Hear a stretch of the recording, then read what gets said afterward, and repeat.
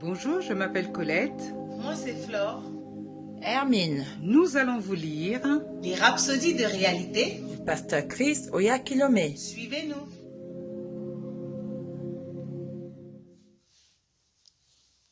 Bonjour, rhapsodie de réalité du pasteur Chris Oyakilome.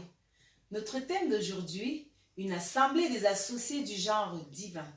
Voici, oh, qu'il est agréable, qu'il est doux pour les frères de demeurer ensemble, car c'est là que l'Éternel envoie la bénédiction, la vie pour l'éternité. Nous allons lire dans Psaume 133, versets 1 à 3. Chaque fois que nous nous réunissons pour le culte collectif à l'église, ce n'est pas un rassemblement ordinaire, c'est une assemblée des associés du genre divin, un véritable rassemblement familial. Ce n'est pas un rassemblement de plusieurs personnes avec des idées différentes, non.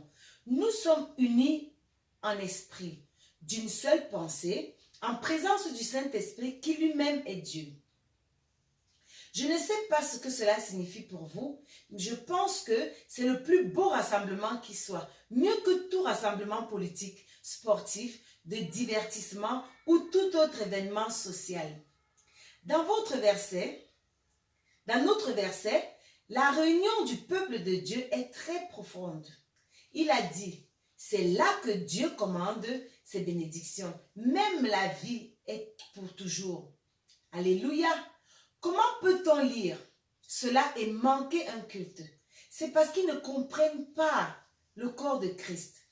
Ils ne comprennent pas la puissance qui est libérée. Quand nous nous réunissons, chaque fois que vous venez à l'église pour le culte, vous êtes dans un lieu de bénédiction. Paul, par l'Esprit, l'appelle Assemblée générale de l'église des premiers-nés. Hébreux 12, verset 23. C'est beaucoup plus sublime et prestigieux que l'Assemblée générale des Nations unies. Cultivez l'habitude d'aller à l'église, indépendamment de votre planning serré. Chaque culte d'église est spécialement conçu en vous ayant à l'esprit.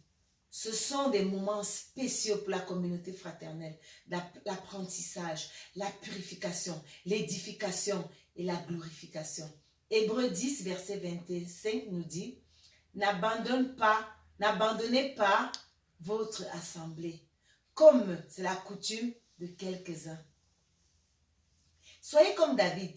Il a dit, je suis dans la joie quand on me dit, allons à la maison de l'Éternel. Psaume 122, verset 1. Soyez toujours heureux d'aller à l'église, car c'est le lieu de rendez-vous de Dieu pour vous bénir et toucher votre vie d'une manière spéciale. Nous allons prier.